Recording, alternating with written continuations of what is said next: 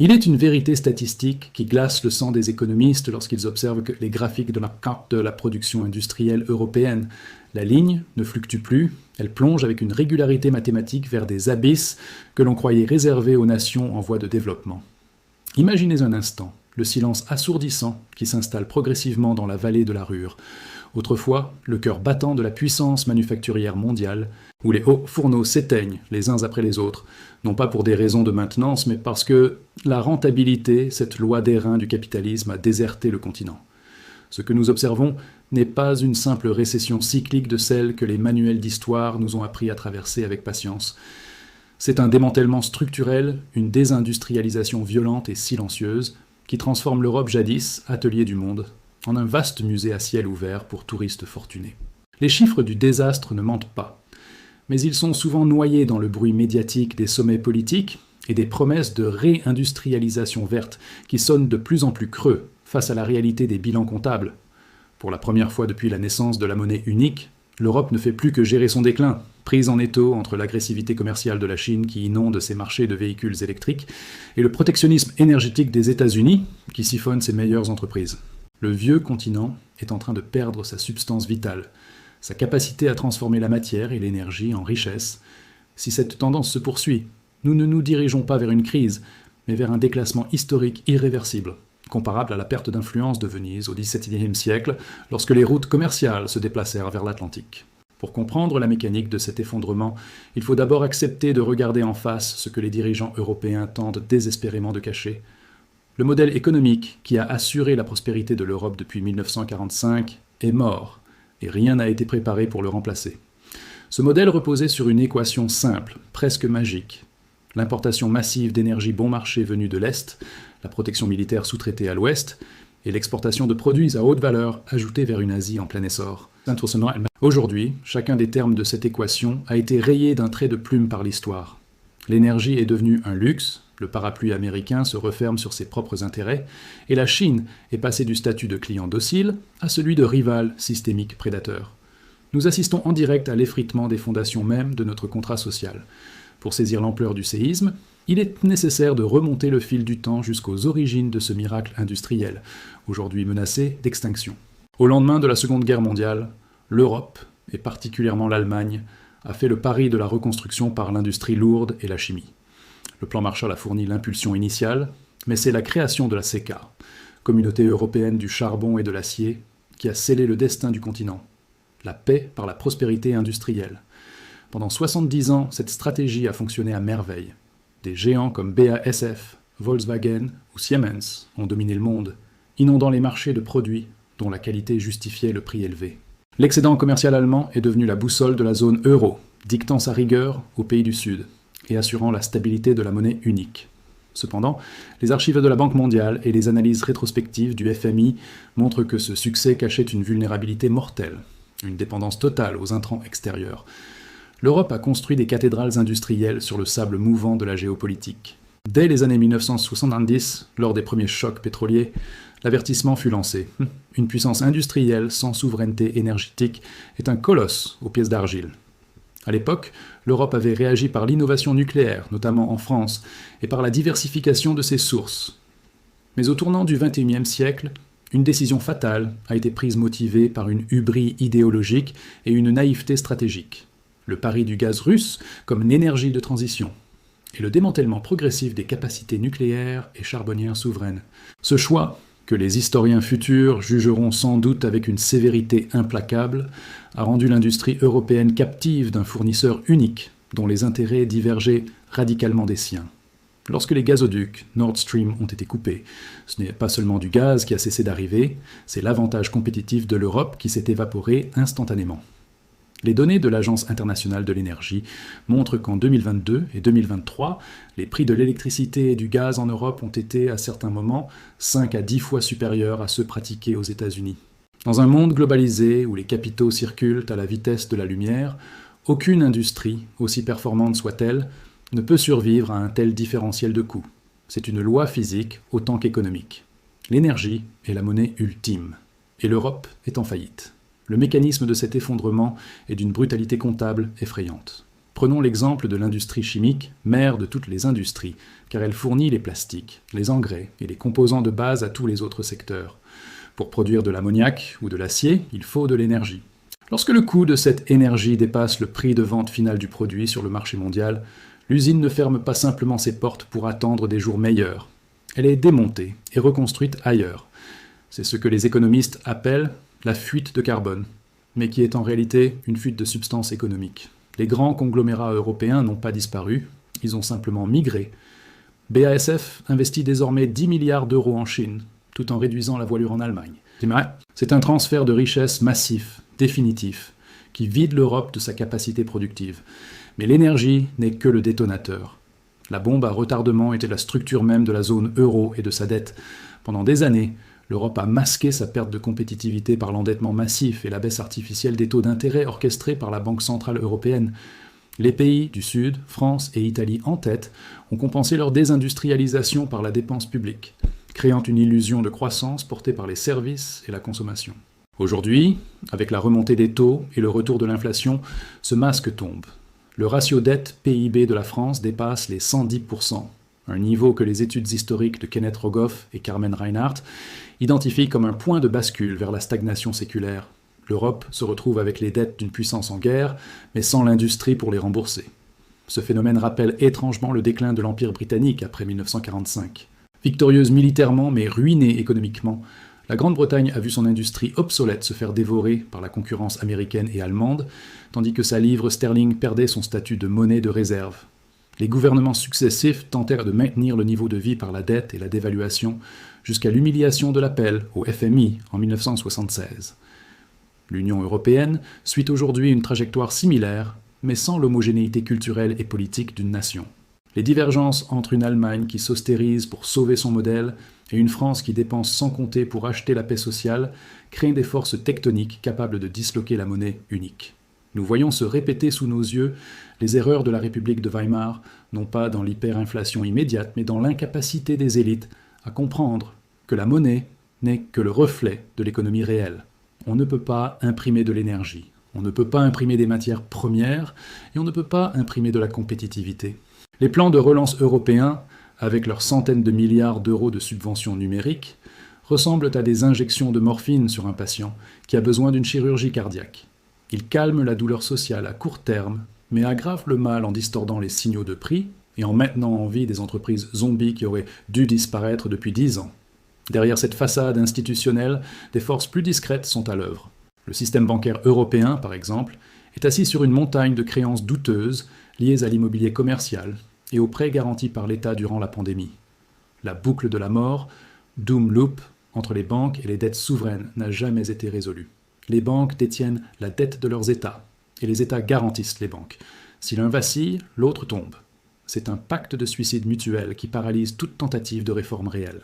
De plus, la régulation européenne, souvent citée comme une norme mondiale, est devenue un frein asphyxiant. Pendant que les États-Unis subventionnent massivement leur industrie via l'Inflation Reduction Act, IRA, et que la Chine pilote son économie par décret, l'Europe s'épuise à rédiger des normes ESG, environnementales, sociales et de gouvernance, que ses propres entreprises ne peuvent plus respecter sans faire faillite. L'accélération de ce déclin est désormais palpable dans les indicateurs avancés. Les indices PMI, Purchasing Managers Index, de l'industrie manufacturière en zone euro, stagnent en territoire de contraction depuis des mois, un signal qui a historiquement toujours précédé les récessions majeures. Mais cette fois, la récession n'est pas le prélude à un rebond. Le déficit commercial de l'Union européenne a explosé en 2022, avant de se résorber uniquement grâce à la destruction de la demande intérieure. Les Européens importent le moins parce qu'ils s'appauvrissent. Le pouvoir d'achat réel des ménages, une fois corrigé de l'inflation alimentaire et énergétique, recule dans la plupart des pays membres. C'est la fin de la promesse européenne d'une convergence vers le haut. Nous assistons à une convergence vers la stagnation. Le véritable vertige survient lorsque l'on superpose la carte de cette désindustrialisation à celle de la démographie. C'est ici que le piège se referme définitivement, transformant une crise économique en une impasse existentielle. L'Europe est un continent vieillissant qui a financé son modèle social généreux sur la promesse d'une croissance perpétuelle et d'une main-d'œuvre abondante. Or, les projections d'Eurostat sont sans appel. La population en âge de travailler va drastiquement diminuer au cours des prochaines décennies, tandis que le nombre de retraités explosera. Nous nous retrouvons face à une équation impossible. Comment financer les retraites et les soins de santé les plus coûteux du monde avec une base industrielle qui s'effondre et une base fiscale qui se rétrécit? La réponse actuelle des gouvernements est la fuite en avant migratoire ou l'augmentation de la pression fiscale sur les rares secteurs encore productifs, deux stratégies qui ne font qu'accélérer la fracture sociale et la fuite des cerveaux vers des cieux plus cléments. Cette réalité nous conduit au point culminant de notre analyse, la grande révélation que les discours officiels tentent de masquer sous des terminologies techniques. L'Europe est en train de vivre le plus grand transfert de richesse de son histoire, non pas vers ses citoyens, mais vers l'extérieur. Pour maintenir son train de vie et importer l'énergie et les produits finis qu'elle ne produit plus, l'Europe vend ses bijoux de famille. Regardez autour de vous. Les ports stratégiques, les vignobles prestigieux, les entreprises technologiques de pointe, les clubs de football historiques et l'immobilier de luxe dans les capitales sont progressivement rachetés par des fonds souverains du Moyen-Orient, des conglomérats chinois ou des gestionnaires d'actifs américains. Nous assistons à la vassalisation économique du continent. L'Europe devient une économie de rente, un magnifique décor de théâtre dont elle n'est plus propriétaire, mais simple locataire. La vérité brutale est que le contrat social européen, cette exception historique qui promettait la sécurité du berceau à la tombe, est mathématiquement mort. Il reposait sur la capture de la valeur ajoutée mondiale par l'industrie européenne. Sans cette industrie, l'État-providence n'est plus qu'une machine à redistribuer de la dette. Les systèmes de santé s'effritent, les infrastructures se dégradent, faute d'investissement, et l'éducation perd de son excellence. Ce déclassement n'est pas spectaculaire comme un krach boursier. Il est insidieux comme une marée qui se retire. Il se manifeste par des pénuries de médicaments, des délais d'attente aux urgences, des trains qui n'arrivent plus à l'heure, et un sentiment diffus que rien ne marche plus comme avant. C'est le quotidien d'une puissance qui a cessé d'investir dans son avenir pour payer les factures de son passé. Ce processus de dissolution est aggravé par l'aveuglement géopolitique. En se coupant de l'Eurasie pour s'aligner inconditionnellement sur une stratégie atlantiste, l'Europe s'est isolée du cœur battant de la croissance mondiale. Les sanctions économiques, conçues comme une arme pour affaiblir la Russie, se sont retournées contre leur expéditeur avec la violence d'un boomerang. Elles ont accéléré la formation d'un bloc économique alternatif, les BRICS, qui commercent désormais entre eux sans passer par l'euro ou le dollar, et surtout sans passer par les intermédiaires européens. L'Europe qui se rêvait en puissance normative, dictant ses standards au monde, le fameux effet Bruxelles, découvre avec stupeur qu'elle n'est plus qu'une péninsule périphérique à l'extrémité du continent asiatique, ignorée par les nouvelles routes de la soie et contournée par les nouveaux circuits financiers. L'histoire ne s'arrête jamais, mais les chapitres se closent. Celui de la domination économique européenne, ouvert avec la révolution industrielle au XIXe siècle, est en train de se refermer sous nos yeux. Ce n'est pas la fin de l'Europe en tant que civilisation, mais c'est la fin de l'Europe en tant que puissance autonome. Le scénario le plus probable n'est pas l'effondrement apocalyptique à la Mad Max, mais une Venise-ification lente et douce, un continent qui devient un musée magnifique, visité par le reste du monde pour son histoire et son art de vivre, mais qui ne décide plus de rien sur la scène internationale. Une zone tampon, où les grandes puissances viennent régler leurs comptes ou passer leurs vacances, peuplée d'une population vieillissante vivant des souvenirs de sa grandeur passée.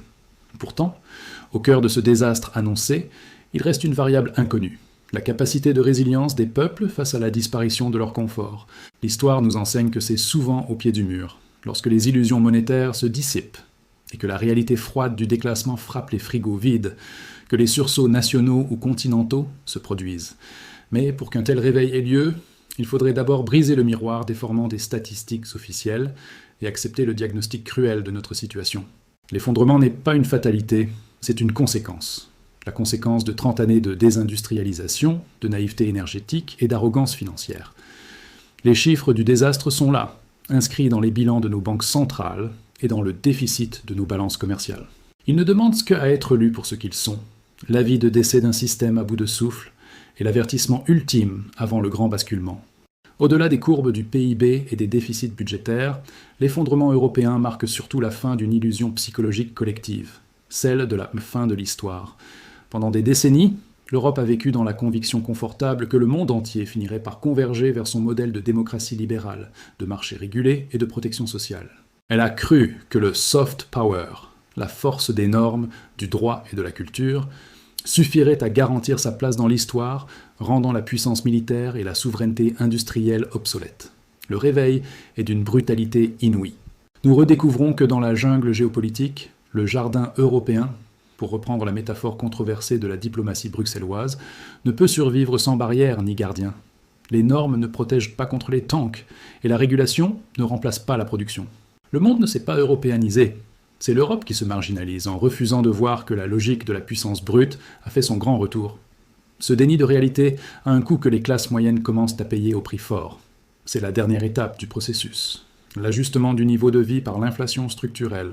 Puisque l'Europe ne peut plus créer de richesse par l'industrie, et qu'elle ne peut plus s'endetter sans risquer l'implosion monétaire, elle n'a d'autre choix que de réduire la consommation de sa population. Ce que nous appelons pudiquement la sobriété, ou la transition, est, en termes économiques, une politique d'appauvrissement planifiée.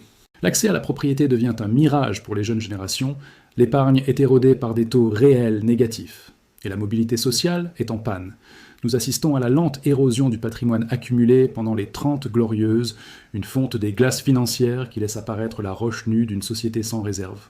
L'avenir de l'Union européenne se joue désormais sur une ligne de crête étroite, bordée par deux précipices. D'un côté, la tentation de la fuite en avant fédérale, transformer l'Europe en un super-État centralisé pour tenter de peser face aux géants américains et chinois. Mais cette voie se heurte à la réalité des nations et au refus des peuples de voir leur souveraineté dissoute dans une technocratie lointaine.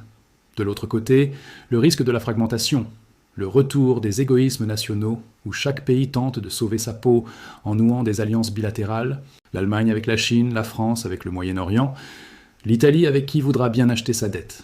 Ce scénario du chacun pour soi signerait l'arrêt de mort de l'euro et le retour aux dévaluations compétitives, plongeant le continent dans le chaos monétaire du siècle dernier. Il est probable que l'histoire ne nous laisse pas le choix de la sortie. Les grands ensembles politiques, qui perdent leur raison d'être économique, finissent rarement par une décision rationnelle et ordonnée. Ils se délitent sous la pression des événements. L'Empire romain ne s'est pas effondré en un jour. Il s'est transformé, contracté, et a fini par ne plus être capable de maintenir ses infrastructures et ses frontières, laissant la place à d'autres formes d'organisation. L'Europe est aujourd'hui à ce carrefour. Elle possède encore un capital humain immense, une culture millénaire et une stabilité institutionnelle rare. Mais ces atouts sont des stocks, pas des flux. Sans un sursaut brutal pour restaurer la primauté de la production sur la rente de la stratégie, sur la morale et de la réalité sur l'idéologie, ces atouts ne seront que les vestiges d'une civilisation brillante qui a oublié que l'économie est le destin. Le désastre n'est pas tant dans les chiffres eux-mêmes, car les chiffres peuvent changer, que dans l'incapacité à les regarder en face. L'Europe ressemble à une vieille famille aristocratique qui vend ses meubles pour maintenir les apparences de son rang, refusant d'admettre que le monde a changé et que les titres de noblesse ne paient plus l'électricité. La lucidité est la première forme de courage. Reconnaître que nous sommes devenus pauvres, vulnérables et dépendants est la condition sine qua non pour espérer, peut-être, reconstruire quelque chose de solide sur les ruines de nos illusions. Tant que ce diagnostic ne sera pas posé publiquement, tant que nous nous bercerons de récits sur la puissance verte ou l'Europe qui protège, nous continuerons à glisser doucement, mais inéluctablement, vers la sortie de l'histoire. En dernière analyse, ce que les chiffres du désastre nous révèlent, c'est la fin d'une parenthèse enchantée. L'époque où l'Europe pouvait prétendre diriger moralement le monde tout en s'exonérant des efforts physiques nécessaires pour le façonner est révolue. Nous entrons dans l'ère des conséquences, la dette. La démographie et la désindustrialisation ne sont pas des problèmes techniques que l'on peut résoudre par des ajustements à la marge ou des sommets bruxellois. Ce sont des forces gravitationnelles qui redéfinissent la géographie du pouvoir pour le siècle à venir. Si la trajectoire actuelle n'est pas radicalement infléchie, l'Europe de 2050 ne sera pas une superpuissance verte et inclusive, mais une périphérie stagnante, un tiers-monde avec des trains à grande vitesse, où une élite mondialisée vivra dans des enclaves préservées au milieu d'une classe moyenne paupérisée et révoltée. Pourtant, c'est souvent au cœur du crépuscule que l'on perçoit le mieux la nécessité de la lumière. L'histoire de ce continent est une succession de chutes vertigineuses et de renaissances improbables. De la peste noire à la guerre de 30 ans, des ruines de 1945 à la construction du marché unique. L'Europe a prouvé qu'elle possédait une capacité de résilience hors du commun, une sorte de génie de la survie qui s'active lorsque le pronostic vital est engagé. Mais cette résilience ne pourra s'exprimer que si nous brisons le carcan du déni. Il faut accepter la mort du vieux monde économique pour qu'un nouveau puisse naître. Il faut accepter que la protection sociale ne soit pas un droit divin, mais le fruit d'une production excédentaire. Il faut accepter que la liberté ne soit pas gratuite, mais qu'elle se paie au prix de l'indépendance énergétique et militaire. Le rideau tombe sur l'ordre établi de l'après-guerre. Les illusions se dissipent, laissant place à la réalité brute de la matière et de l'histoire. Ce n'est pas nécessairement la fin du livre, mais c'est indubitablement la fin d'un chapitre. L'Europe se trouve désormais face à son miroir, dépouillée de ses oripeaux de fausses richesses. Ce qu'elle y verra, une victime expiatoire de la mondialisation ou une puissance prête à se réinventer dans la douleur, dépendra de notre capacité collective à regarder ces chiffres du désastre, non pas comme une fatalité, mais comme un ultimatum. L'histoire est tragique, disait Raymond Aron. Elle est de retour et elle ne pardonne aucune faiblesse.